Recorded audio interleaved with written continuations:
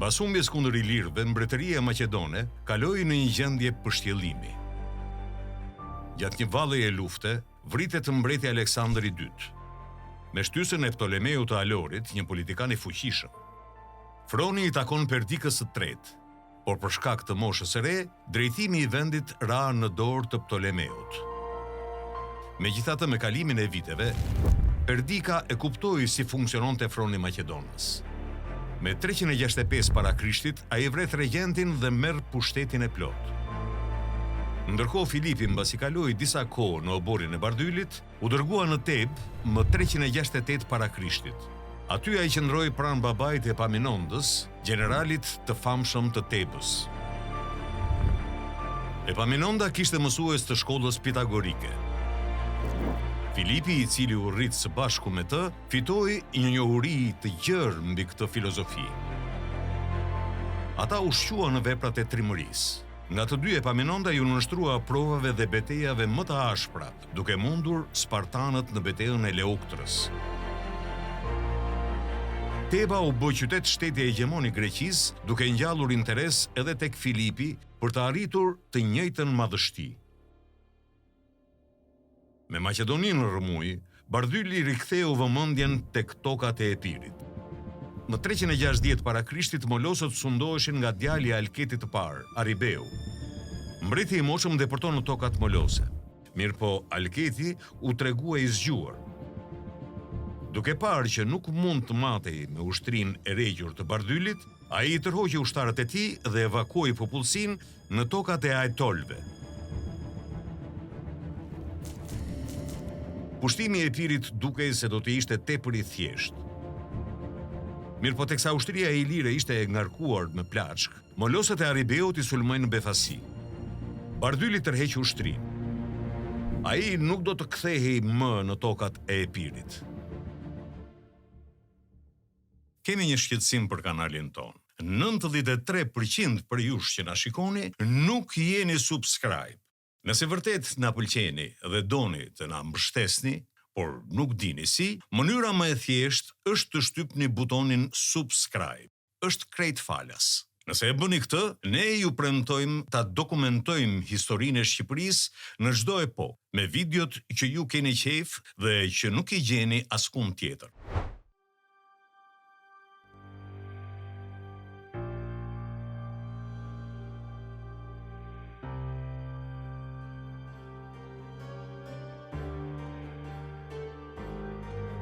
Që vitin tjetër, më 359 para Krishtit, mbreti Perdika i tretë u hodh në sulm.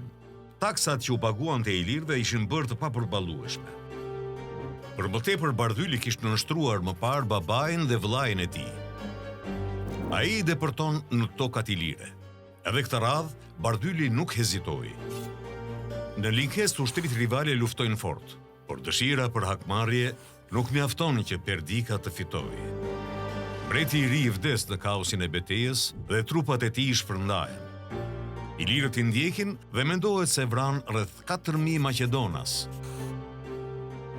Kur ora bie tek Amintasi i katërt, vetëm 5 vjeç.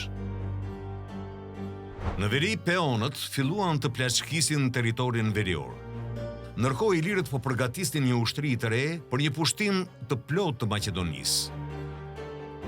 Ndërsa një fra Pausania, i lidhur me familjen mbretërore, po planifikonte me ndihmën e mbretit Thrak të zaptonte fronin. Në mënyrë të ngjashme dhe athinasit dëshironin ta rikthenin Argeun në front. Për këtë detyrë, ata dërgojnë generalin Mantia, i cili zbret në Metone me 3000 hoplit dhe një forcë të madhe detare. Maqedonia është në rrezik nga të gjithë krahët. Çfarë mrekullie mund ta shpëtojë mbretërinë tani?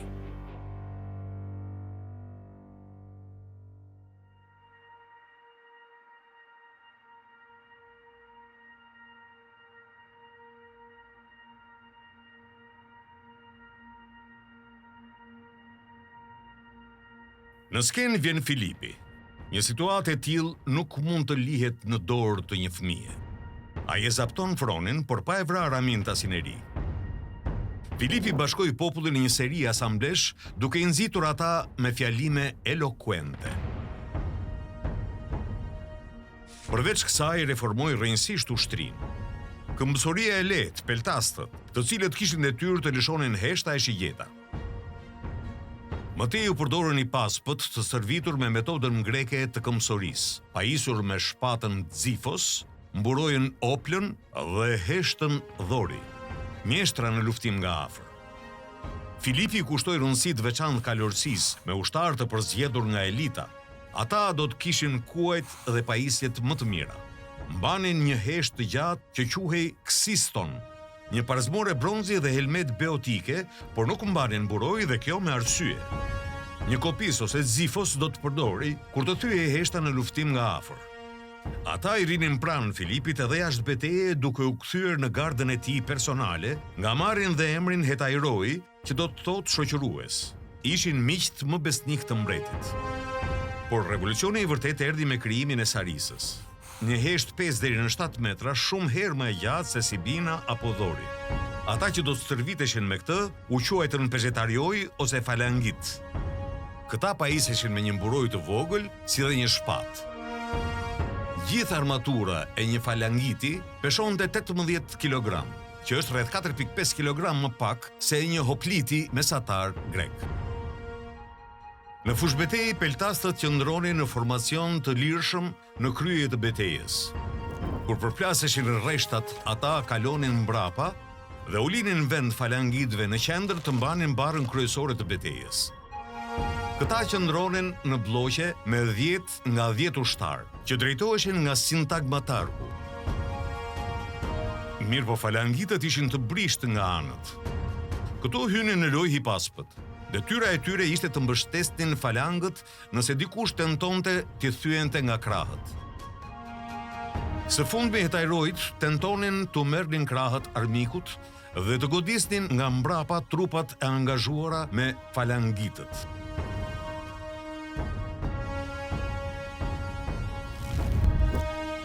Njësoj si Bardyli, Filipi i ktheu ushtarët në profesionist dhe i pagoi nga arka e shtetit, ndërsa shumica e shteteve të kohës përdornin milisi që pajisej vetë. Kjo mund të jetë arsyeja që ushtritë maqedone dhe ilire të kësaj kohe kanë qenë kaq të suksesshme.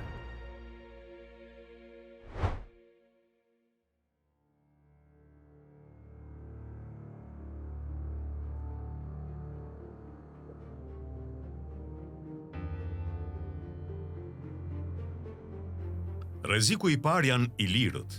Filipi u martua me Audatën, mbesën e Bardylit, e cila më vonë mori emrin Euridice, si tentativë për të helenizuar oborin mbretëror.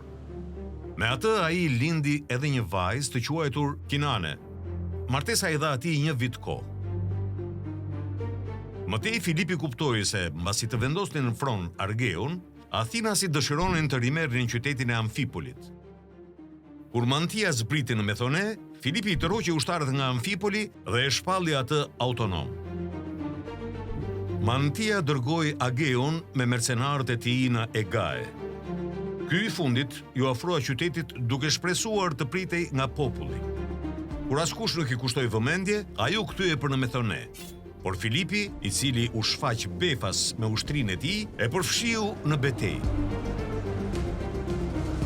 Mbreti Maqedon vrau shumë nga mercenarët e Argeut dhe e shkatërroi ushtrinë e tij. Mbas kësaj, Athinasit tërhiqen. Në këtë betejë të parë, Filipi fitoi plotësisht besimin e maqedonasve. Tani që u lirua nga lufta me Athinasit dhe kishte informacione se mbreti i peonëve, Agis, kishte vdekur, i erdhi mundësia të sulmonte peonët.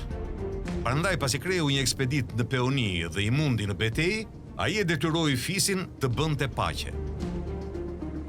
Mëtej, për të hequr qafe Pausanian, ai dërgoi shumë dhurata tek mbreti Thrak. Kësaj ky i fundit u binte të heqë dorë nga mbështetja e uzurpatorit. Madje ja dorëzoi Filipit si rob. Filipi i zgjidhi çështjet e jashtme dhe të brendshme për më pak se një vit. Por situata me ilirët ishte e paqëndrueshme. Më 385 para Krishtit, Maqedonasi mlodhi ushtrinë dhe marshoi në veri. Bardyli kishte kuptuar që Filipi do të ishte më i fuqishëm se vëllezërit. Kur mori vesh për sulmin e tij, Iliri i dërgoi ambasador. Ata i propozuan Filipit që secili të mbante trojet e tij, dhe se as Bardyli nuk do të tentonte inkursione të reja në Maqedoni. Filipi refuzoi. Për sa kohë Bardyli qëndronte në front, Maqedonia do të mbetej e dobët. Babai dhe vëllezërit e tij ishin mposhtur nga mbreti i lirë, por Filipi që i vendosur t'i jepte fund traditës familjare të humbjeve. Me dështimin e bisedimeve, Bardyli mblodhi ajkën e ilirëve dhe u nis drejt luginës së Irigonit.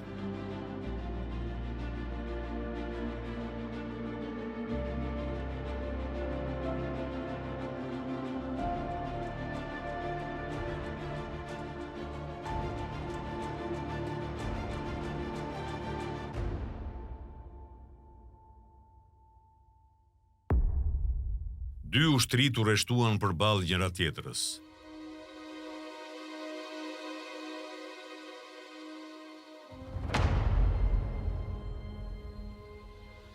Ilirët fushuan 10.000 këmbësor të përzgjedhur.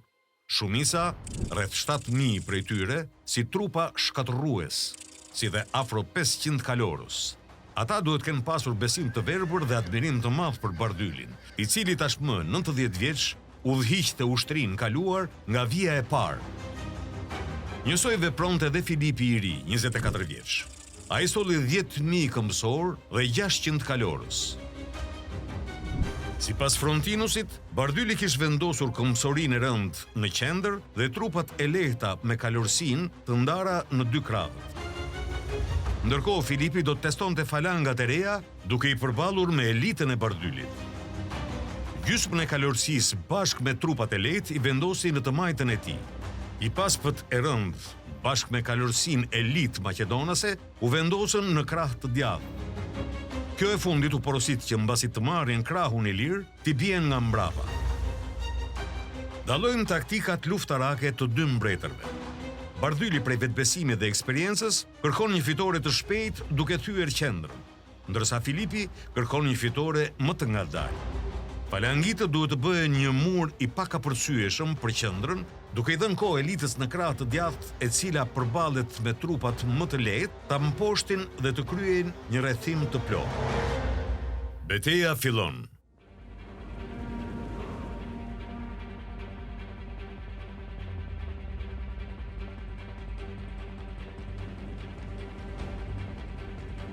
Ilirët sulmojnë më me shpejtësi, ndërsa falangat maqedone marshojnë ngadalë për të ruajtur formacionet.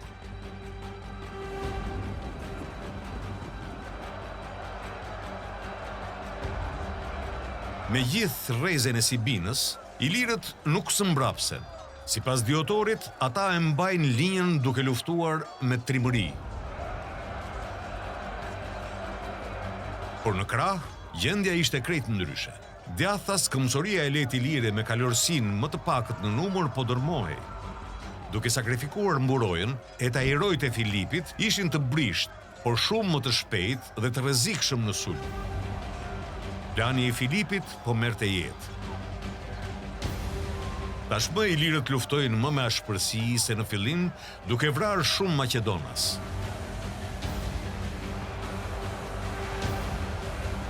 Në disa raste, thot Diodori, dukej sikur betejë do të kthehej në favor të ilirëve. Megjithatë, me presionin e vazhdueshëm të falangave dhe i paspëve, humbjet fillojnë të shtohen.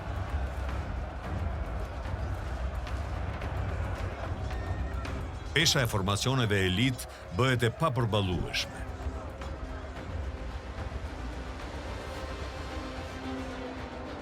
Më në fund kalorësit i lirë u mposhtën dhe krahu i majt është në tërheqje. Bardyli e kupton situatën. Ai urdhron ushtarët e tij të vendosen në formacion katror. Me falanga sarisa që shtyn përpara dhe këmbësorit që grinë krahët, e tërë ushtria e ilire duket që është në prag të rrethimit total. Krenaria dhe kokforësia po zgjat betejën. Për t'i dhënë fund kafshës që lëngon, Filipi urdhron hetajrojt të godasin prapavijen ilire duke i vënë mes Çekiçit dhe Kudrës. Me Mes kaosit, mendohet se bie në luftinë e sipër vetëm mbreti Bardo. Paniku përhapet, radhët fillojnë të thyhen. Vendasit hedhin armët dhe braktisin betejë.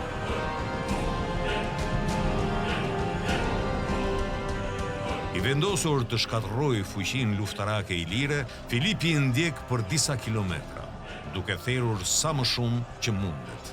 Sipas Diodorit, Jeseu vran rreth 7.000 ilirë, ndërsa nga maqedonët humbën afro 500 veta. Beteja e Luginës e Erigonit ka mbaruar.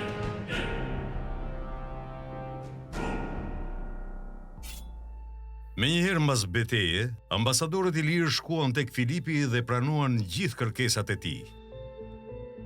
Mbas më shumë se 30 vitesh, krahina e Linkestit u kalon maqedonëve.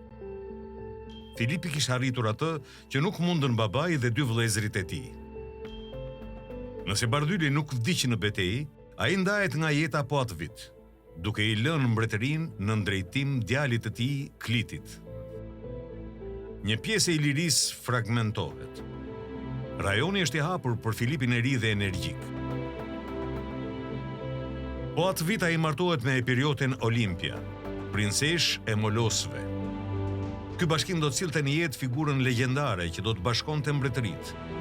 Do të shemte perandori dhe do të vendoste standardin me të cilin do të mateshin të mëdhenjt e historisë.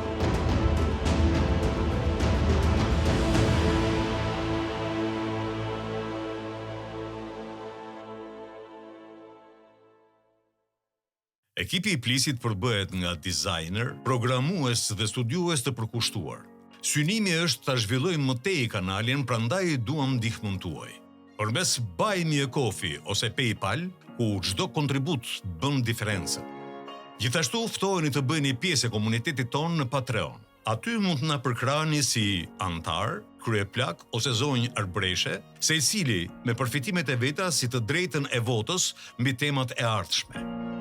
Për mbrojtësit e vërtet të Plisit, kemi krijuar regjimentin e stradjotëve. Aty keni qasje ekskluzive në burimet tona, shkarkim imazhesh cilësore dhe pjesë nga videot e reja, para se të publikohen.